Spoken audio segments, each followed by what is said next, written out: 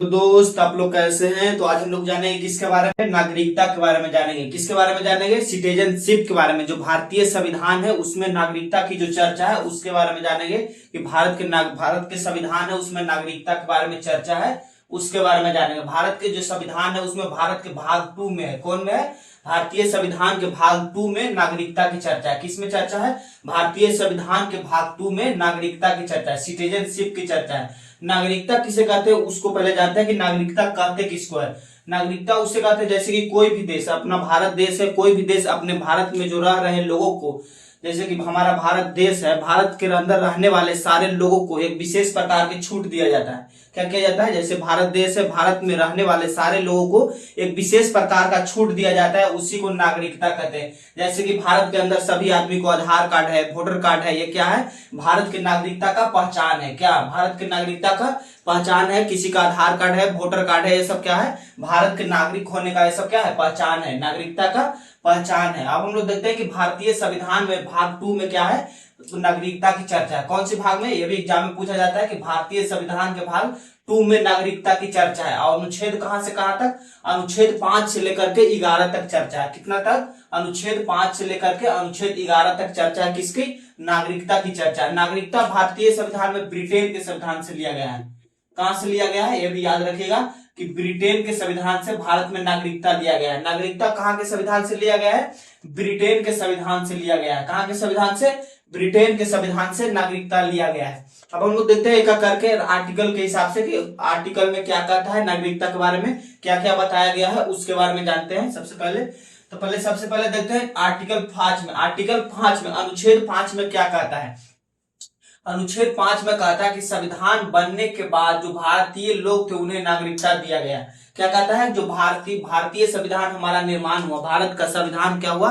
निर्माण हुआ। उस समय जो भारत में रह रहे लोगों को नागरिकता दिया गया, उसी का चर्चा है। कौन में? अनुच्छेद 5 में, आर्टिकल 5 में उसी का चर्चा है। अब हम लोग अनुच्छेद 6 में किसकी चर्चा है उसके बारे में। अनुच्छेद 6 में कहा गया कि पाकिस्तान से भारत आए लोगों को नागरिकता दिया गया।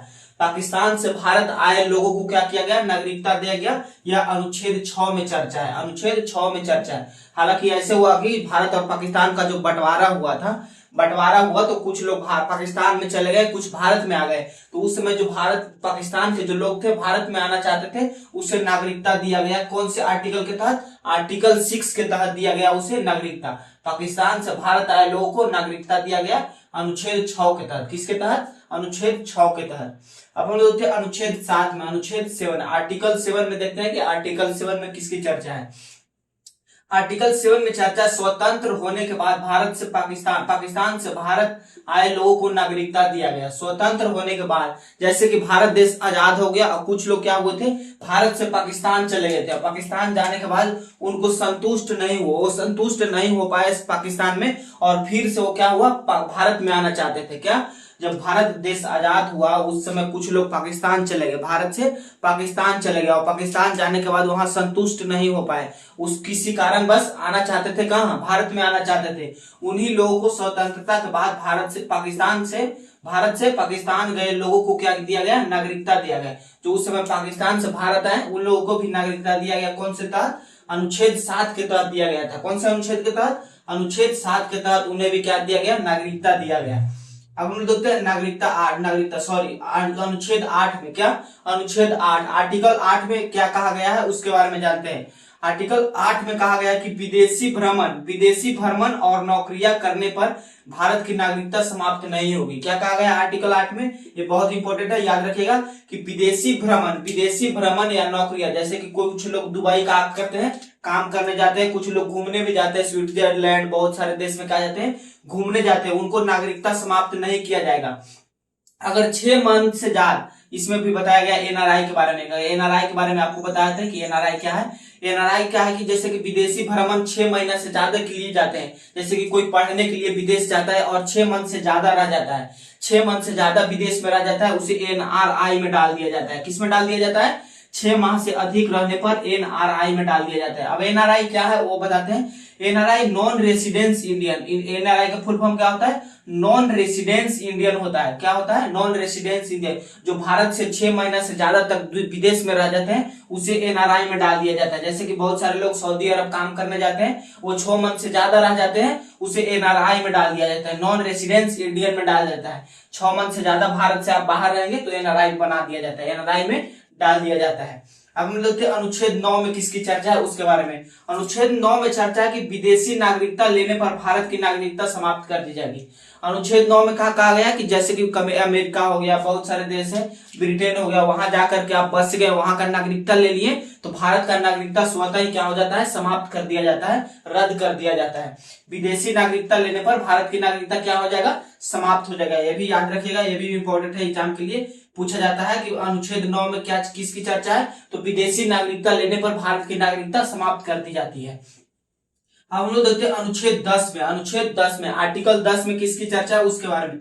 आर्टिकल 10 में कहा गया कि देश विरोधी काम करने पर भारत की नागरिकता समाप्त कर दी जाती है। क्या?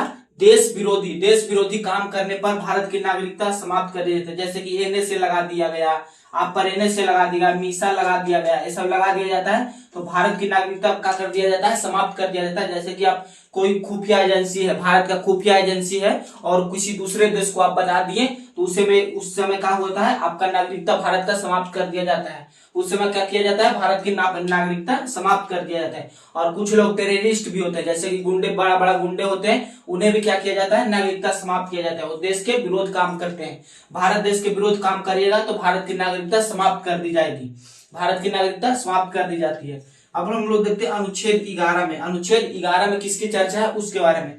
अनुच्छेद 11 में चर्चा है कि नागरिकता संबंधी कानून कौन बनाती है? संसद बनाती है। भारत के नागरिकता संबंधी कानून, जो भारत की नागरिकता है उसके नया नया जब कानून बनाना होता है, जैसे कि नया कानून बनाना है तो कौन बनाती है? भारत की संसद बनाती है। कौन बनाती है?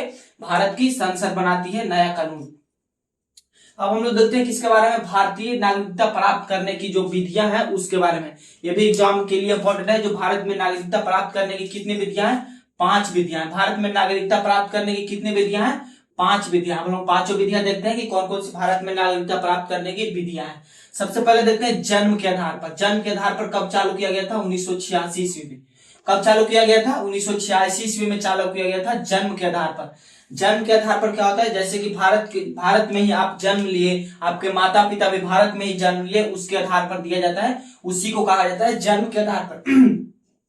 जैसे कि हम लोग का मिला है किसके आधार पर? जन्म के आधार पर। हम लोग भारत में ही जन्म लिए हैं, हमारे माता पिता भी क्या हुए हैं? भारत में जन्म लिए हैं, उसी के आधार पर, जन्म के आधार पर नागरिकता दे दिया जाता है। अब हम लोग देखते हैं किसके आधार पर? वंश के आधार पर। वंश के आधार पर नागरिकता किसे दिया जाता है? यह 1992 में शुरू किया गया था। कब शुरू किया गया था? 1992 में शुरू किया गया था, वंश के आधार पर। वंश के आधार पर क्या होता है वो बताते हैं। जैसे कि वंश के आधार पर हो गया, जैसे कि शिखर धवन है, भारत के एक शिखर धवन खिलाड़ी है, क्रिकेट के खिलाड़ी है, कौन है? शिखर धवन। शिखर धवन है वो, इसके बहुत ही इंपॉर्टेंट एग्जाम्पल है। एग्जाम्पल लीजिए शिखर धवन। जैसे कि शिखर धवन है, उसके वो भारत के हैं और उसका पत्नी जो है विदेश की है। शिखर धवन भारत के है, उसकी पत्नी कहाँ की है? विदेश की है। और उनके जो बाल बच्चा है, शिखर धवन के बाल बच्चा है, वो भारत की नागरिकता ले सकते हैं, क्योंकि उनके माता या पिता दोनों में से कोई एक का भारत नागरिक हो तो उसे भारत की नागरिकता दे दिया जाता है। समझ गए आप लोग? फिर से समझाते हैं। जैसे कि शिखर धवन का बेटा, शिखर धवन का जो कोई भी बाल बच्चा होगा, उसकी, शिखर धवन भारत के हैं और इनकी पत्नी कहाँ की है? विदेश की थी। अभी तो डिवोर्स हो गया है, लेकिन इनकी पत्नी कहाँ की थी? विदेश की थी। और दोनों का जब बाल बच्चा होगा तो उनको भारत की नागरिकता दे दिया जाएगा। क्यों? क्योंकि शिखर धवन कहाँ के हैं? भारत के। माता पिता में से कोई एक भारत का हो गए तो उन्हें नागरिकता दे दिया जाता है भारत का। अब हम लोग देखते हैं पंजीकरण के आधार पर, रजिस्ट्रेशन के आधार पर। पंजीकरण के आधार पर 7 साल लगातार भारत में रहने पर, 7 साल लगातार भारत में रहने पर भारत की नागरिकता दे दिया जाता है। पंजीकरण के आधार पर 7 साल लगातार भारत में रहने पर भारत की नागरिकता दे दिया जाता है। अब हम लोग देते हैं देशीकरण के आधार पर। देशीकरण के आधार पर क्या हुआ? जैसे कि इसका सबसे इंपॉर्टेंट एग्जाम्पल है मदर टेरेसा। मदर टेरेसा कौन थे? आप लोग जानते होंगे। मदर टेरेसा, जैसे कि इसमें समझिएगा, जैसे कि भारत के जो संविधान है उसमें 12 गो अनुसूची है। कितने हैं? भारतीय संविधान में कितने अनुसूची है? 12 अनुसूची है। 12 अनुसूची में जो 8वीं अनुसूची है, 8वीं अनुसूची अनुसूची, 8वीं अनुसूची में जो 22 भाषा की चर्चा है, कितने भाषा की चर्चा है? 22 भाषा की चर्चा। ये आप लोग को पता होगा, ये याद रखिएगा, ये भी एग्जाम में पूछा जाता है कि भारत के भारतीय संविधान के 8वीं अनुसूची में कितने भाषा की चर्चा है? 22 भाषा की चर्चा है।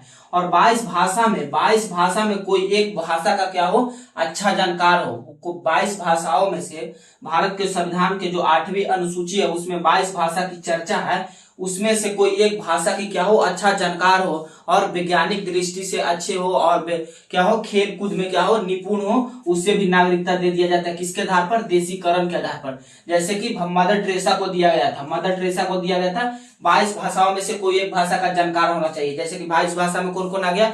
हिंदी, पंजाबी, असमी, उड़िया, बंगाली, तमिल, मलयालम, बोडो, डोगरी, मैथिली, संथाली, ये सब जो भाषा है, कोई एक भाषा का अच्छा जानकार होना चाहिए और वैज्ञानिक दृष्टिकोण भी होना चाहिए और भारत के प्रति सकारात्मक सोच होना चाहिए, भारत के प्रति लगाव होना चाहिए, उसे भी नागरिकता दे दिया जाता है। किसके आधार पर? देशीकरण के आधार पर। और 12 साल लगातार भारत में रहना पड़ता है, 12 साल लगातार भारत में रहना पड़ता है, उसे नागरिकता दे दिया जाता है। किसके आधार पर? देशीकरण के आधार पर। किसके आधार पर? देशीकरण के आधार पर। इसके आधार पर मदर टेरेसा को दिया गया था भारत का नागरिकता, इसके आधार पर मदर टेरेसा को दिया गया था भारत का नागरिकता दिया गया था। अब हम देखते हैं अर्जित भूमि के आधार पर। अर्जित भूमि के आधार पर कैसे नागरिकता दिया जाता है उसके बारे में जानते हैं। अर्जित भूमि हो गया, जैसे कि भारत का सिक्किम राज्य है, भारत का एक सिक्किम, छोटा सा सिक्किम राज्य है, वो पहले भारत का नहीं था, वो पहले एक स्वतंत्र राज्य हुआ करता था। पहले क्या था? सिक्किम एक भारत का सिक्किम एक स्वतंत्र राज्य हुआ करता था, सिक्किम एक स्वतंत्र राज्य हुआ करता था। कुछ समय पहले इसको क्या किया गया? भारत में मिला लिया गया। क्या किया गया? भारत में मिला लिया गया। उस समय रह रहे लोगों को, सिक्किम के जो लोग थे, उसको नागरिकता दिया गया था। किसके आधार पर? अर्जित भूमि के आधार पर। जैसे कि भारत कोई भी राज्य और कुछ भी भूमि के टुकड़ा को कब्जा कर लिया जाता है, वहां के रह रहे लोगों को नागरिकता किसके आधार पर दिया जाता है?